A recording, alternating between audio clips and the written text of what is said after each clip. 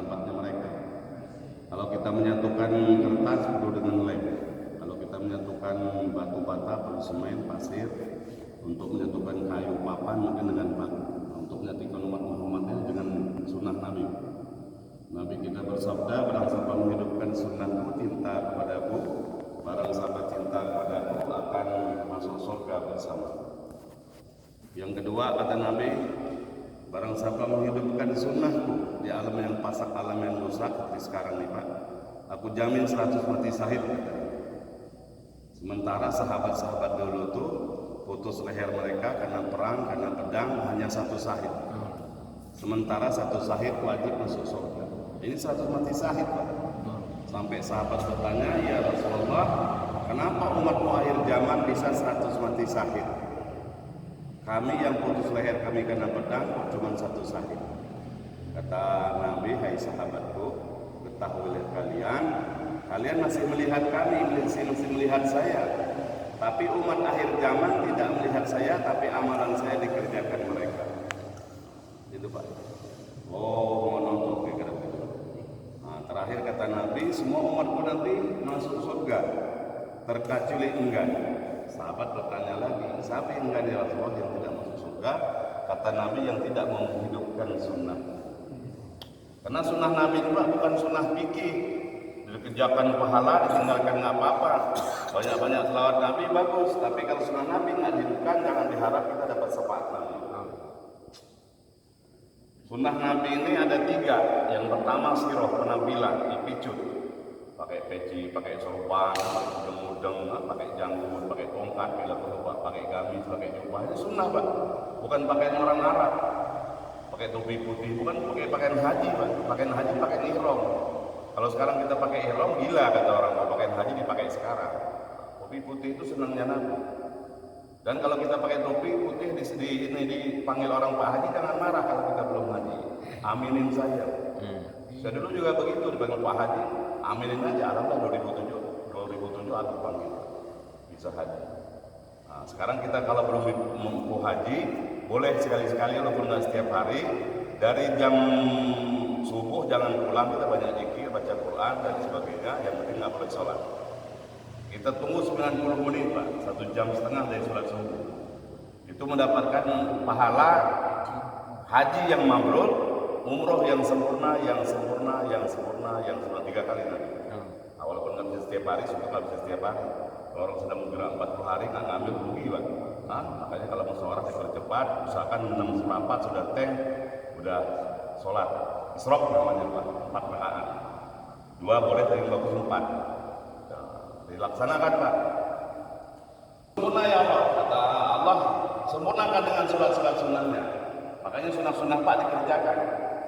Termasuk qobliyah itu sampai nggak kerjakan. Jangan kita selawatan tapi nggak qobliyah, rugi Pak. Bahkan selawatan nggak, kalau orang sedang sholat nggak ada. Kita malah berdosa bukan dapat pahala. Karena kita Nabi kenapa sedang baca Quran, kecilkan suaranya bila perlu berhenti ngajinya. Apalagi orang sedang sholat, berdosa malah bukan dapat pahala. Kalau kita mau selawatan sebelum azan maghrib atau masih orang belum datang. Kalau orang sedang sholat jangan. Qobliyah aja kalau mau zikir silakan zikir, selawatan silakan dalam hati. Tapi kita malah bukan dapat pahala, dapat dosa. Ini hadis Pak. Barang siapa sedang baca Quran, kalau ada sedang sholat, kecilkan suara ngajinya, bila perlu berhenti ngajinya. Nah, itu wajib. Karena sholatnya di atas Al-Quran. Apalagi selawat. Bukan nggak boleh, bagus, lebih banyak, lebih bagus. Tapi lihat sikap. Jemaah maghrib yang sama-sama mengarahkan kepada Allah Subhanahu wa Ta'ala. Selanjutnya kata Nabi, kita ini sangat bersyukur Pak. Allah pilih lagi doa di dalam majlis ini. Habis itu kita nanti sholat berjamaah. Imamnya kusuk, kita enggak, insya Allah 20. Imam enggak, kita enggak, yang lain kusuk, insya Allah 20. Sopnya lurus, sopnya rapat, insya Allah 20. Rapat di sini Pak, bahu sama bahu ketemu. Kaki diluruskan, jadi saat sama pinggir itu ketemu sebetulnya. Kalau ada orang yang sudah ke Mekah sadar, nggak kita bisa sholat lagi. Tapi dikasih selah, kenapa mereka paham? Rapat lurus semua sholat berjamaah. Yang selanjutnya amin kita bersama malaikat insya Allah 27 Pak. Karena begitu pasti suasana malaikat. Makanya kita dianjurkan pakai minyak wangi tanpa alkohol.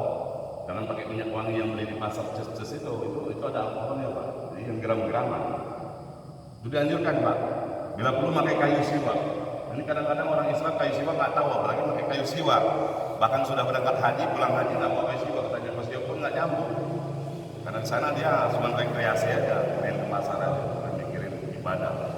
Orang-orang bersiwak nih Pak, dia berjemaah jauhkan 3 parit dari api neraka, 1 parit antara bumi dan langit. Tapi ada pahala yang lebih besar lagi dengan itikaf ini. Kalau ada kawan kita sedang musuhan, ada orang suami istri atau tetangga dan sebagainya, kita damaikan mereka lebih baik dari itikaf 10 tahun. Alhamdulillah saya berdua orang untuk saya damaikan. Mana Ustaz sama Ustaz, Ustaz satu nama 3 bulan, Ustaz sama Ustaz.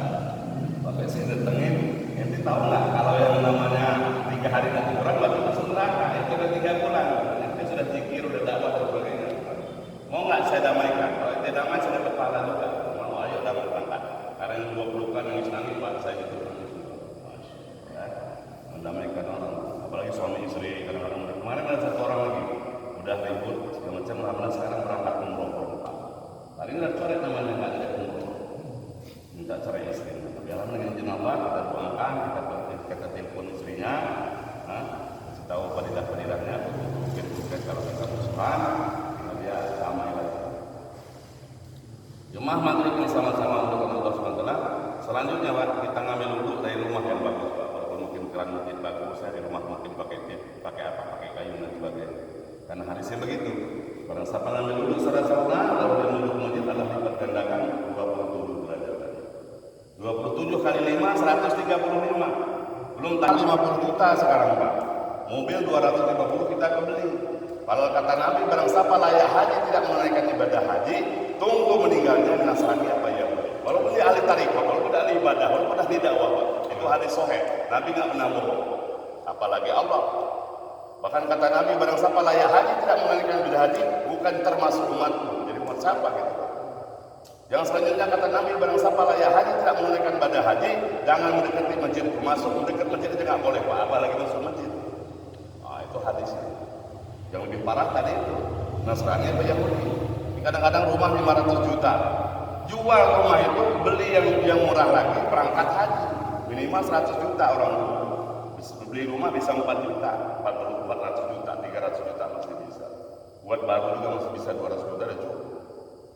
Tapi kadang-kadang kita nih malah rumah masih bagus-bagus, rubuhin sebelah, tempel lagi, buat lagi model sekarang. Akhirnya bisa habisin 4-50 juta lagi. Bukan kita mikirkan untuk sedekah modal kita akhirat, yang seharta kita yang sebenarnya, malah kita belum mau lomba, bagus-bagus ke rumah 3 tingkat, bikin kamar berapa biji, paling itu cuma 1 kamar.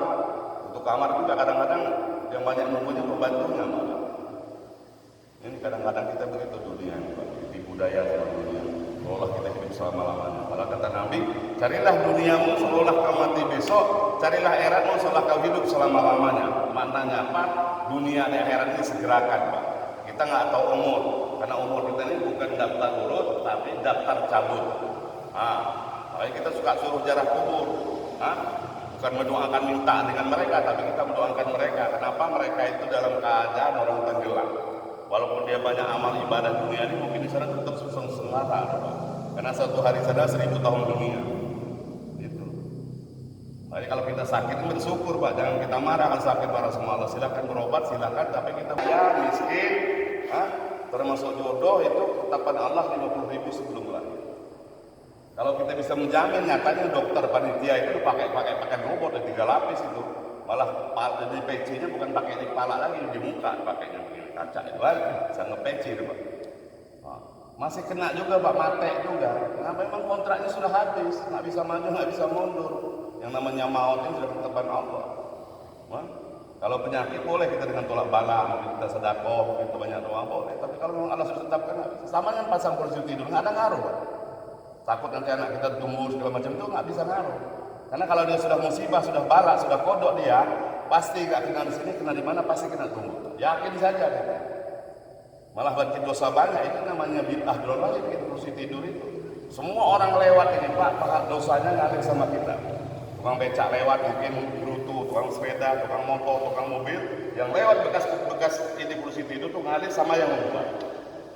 Itu yang ceramah dulu tuh almarhum Hafidh Al-Quran Pak. Mutadim ini ngomong. Sama aja kita pesta tutup jalan, nggak boleh. Minimal taruh separuh. separuh bisa orang lewat. Kalau kita pindahkan ke sini berdosa kan?